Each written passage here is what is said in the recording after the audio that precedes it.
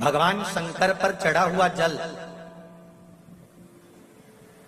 शिवजी पर समर्पित किया हुआ जल, थोड़ा सा जल उसमें से बचा हुआ शिव मंदिर से लाया हुआ कुंदकेश्वर महादेव के नाम का जल पीपल के वृक्ष के नीचे चढ़ा देने पर किसी भी ग्रह, चाहे शनि बेकार चल रहा हो, चाहे राहु बेकार चल रहा हो, चाहे केतु बेकार चल रहा हो, चाहे बुध हो, चाहे बृहस्पति हो, कोई भी ग्रह, नवग्रह में से कोई भी ग्रह अगर आपका बेकार चल रहा है, आपने शिव मंदिर में गए, शंकर जी पे चढ़ा हुआ, शंकर जी पे जल समर्पित करा, उसी कलश में थोड़ा सा जल बचा लीजिए और वो जल अगर आपने पीपल के दे दिया है कुंदकेश्वर महादेव के नाम से, ग्रह अपने आप अनुकूल होने लगे।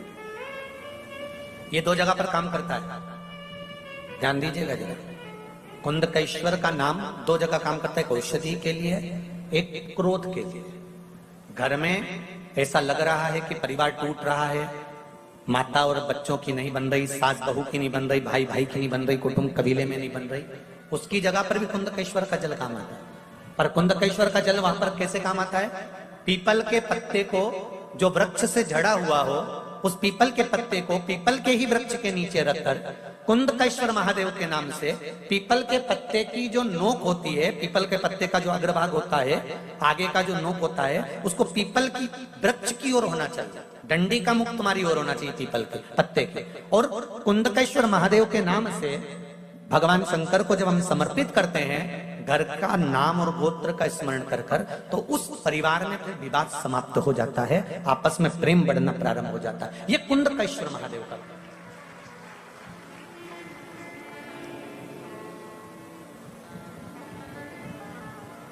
शिव भक्ति की ओर अगर महाराज श्री शिवाय नमस्तुभ्यं, श्री शिवाय नमस्तुभ्यं।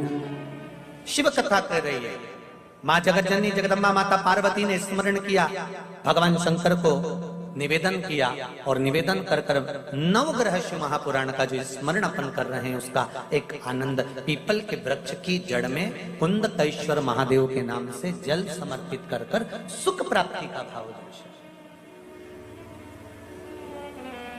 आगे वर्णन किया महाराज। पार्वती जी ने शिवजी से कहा, प्रभु हे भोलेनाथ, हे त्रिकालदर्शी, हे कैलाशी, हे अविनाशी,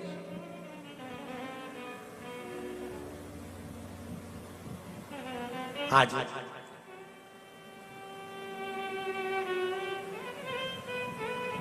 दनु के पुत्र रम और करम, ये दोनों बड़े प्रबल हैं, इनके घर में संतान नहीं है।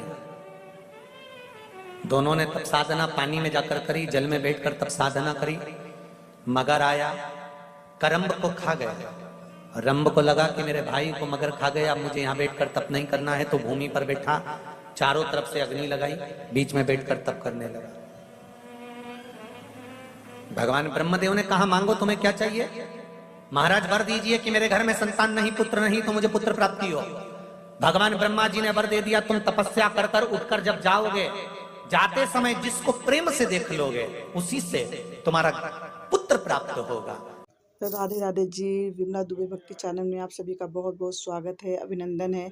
27 जुलाई श्रवण शनिवार की सप्तमी तिथि, 7 कांटे वाला उपाय ठीक से समझें। गुरु भगवान जी बता रहे हैं, आप लोग ध्यान से सुनिएगा, और जो उपाय बता रहे हैं उसे आप करिएगा ज़रूर। तो आप सभी लोग सावन के सप्तमी में ये उपाय आप ज़रूर करना। तो क्या उपाय करना ये गुरु भगवान ने बताया है, मैं उनसे सीख करके, मैं उनको वीडियो को देख करके जो मुझे समझ में आता है आप सभी को बताने की पूरी कोशिश करती हूँ। तो आप लोग ज़रूर करें। गुरु भगवान कहते हैं कि शंकर भगवान पे चढ़ा हुआ जल आप उसको ले कर के आएँ, और कुंदकेश्वर भगवान का नाम लेकर बेलपत्री के वृक्ष के नीचे उसको चढ़ाएं, तो आपके घर में जो भी दिक्कत है वो सब दूर हो जाएगी। दर्शकों, गुरु भगवान जी बताते हैं, शंकर पे चढ़ा हुआ जल एक मटके में ले करके चले आएँ, और अगर आपका शनि खराब हो, बुध खराब हो, शुक्र खराब हो, बृहस्पति खराब हो, राहु खराब हो, कुछ भी खराब हो, तो इस जल के बेलपत्री के नीचे डालने से आपका जो भी परेशानी है वो दूर हो जाएगी। गुरु भगवान जी बताते हैं कि महिषासुर का जो उसके माँ बाप ने ब्रह्मा जी से वरदान मांगा और महिषासुर उनको उत्पत्ति हुई। उसने पूरे नगर में पूरे हर जगह महिषासुर ने आतंक मचा दिया और महिषासुर भैंसे का जो वो राक्षस था भैंसा के रूप में था और वो इसी तरह सब पर आतंक मचाता था। और महिषासुर के उत्पत्ति का पूरी कहानी गुरु भगवान ने आप सभी को बताई कि कैसे उसका उत्पत्ति हुई और वो किस तरह ऋषियों मुनियों पे और लोगों पर अत्याचार करता रहा। महिषासुर का वध तो माता ने किया है। आप सभी को तो पता ही है कि माता रानी ने महिषासुर वंदनी नवरात्रि में हम लोग जब माता रानी का सप्तशती का पाठ करते हैं तो महिषासुर का वध माता रानी किस प्रकार की है आपने तो पढ़ा ही होगा, अगर पढ़ा है तो। दर्शकों, गुरु भगवान जी बताते हैं कि जो है एक बार माता रानी लक्ष्मी माता श्रृंगार कर रही थी और श्रृंगार करते समय भगवान विष्णु आ गए और उनको देख के मुस्कुरा दिए। माता क्रोधित हो गई, कहने लगे मुझे देख के हंसते हैं।